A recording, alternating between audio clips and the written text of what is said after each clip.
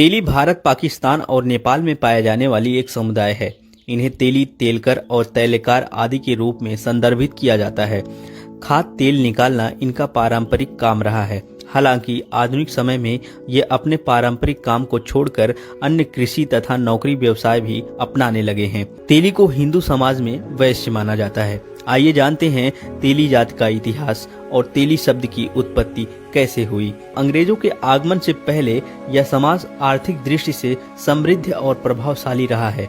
इस समाज के लोग वरिष्ठ जमींदार और साहूकार कारोबारी रहे हैं। जहां भी ये प्रभावशाली रहे हैं, ये मंदिरों और धर्मशालाओं का निर्माण कराया और रचनात्मक कार्यों में सक्रिय योगदान दिया है। स्वतंत्रता संग्राम में तेली समाज के लोगों का महत्वपूर्ण योगदान रहा है। इस समाज में अनेक महापुरुषों ने जन्म लिया है। तेल का व्यापार करने वाले तेली वैश्य कहलाए। राष्ट्रपिता महात्मा गांधी भी इसी समुदाय से आते थे। भारत के प्रधानमंत्री नरेंद्र मोदी घाची छत्री मोड़ तेली समाज से आते हैं। तेली जाति की उत्पत्ति के बारे में अनेक मान्यताएं हैं, जिनमें से प्रमुख मान्यताओं को इस वीडियो में विस्तार से बताया गया है। तेली शब्द की उत्पत्ति तैल या तेल से संबंधित है। संस्कृत के शब्द तलिका या तेल का अर्थ होता है तिलहन। तिलहन यानी तिल, सरसों आदि को पेर कर तेल निकालने के पारंपरिक व्यवसाय के कारण इस समुदाय का नाम तेली पड़ा।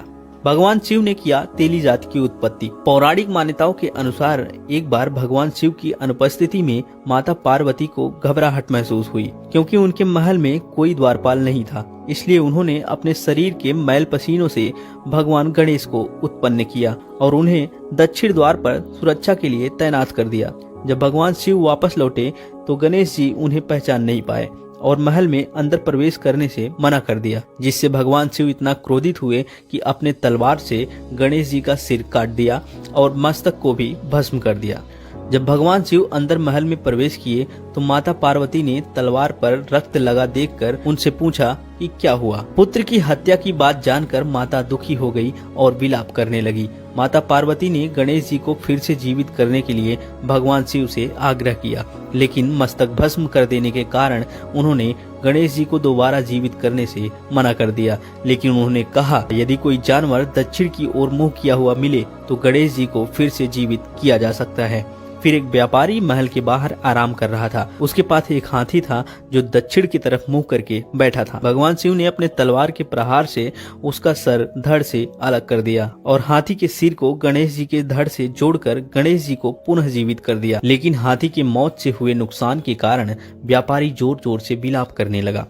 व्यापारी को शांत कराने के लिए भगवान शिव ने ओखली और मूसल की मदद से अब तक का अज्ञात यंत्र कोल्हू बनाया और तिलहन को पेर कर तेल निकालने की विधि बतलाई। व्यापारी कोल्हू की मदद से तेल पेरने लगा और तेली जाति का संस्थापक यानी पहला तेली कहलाया।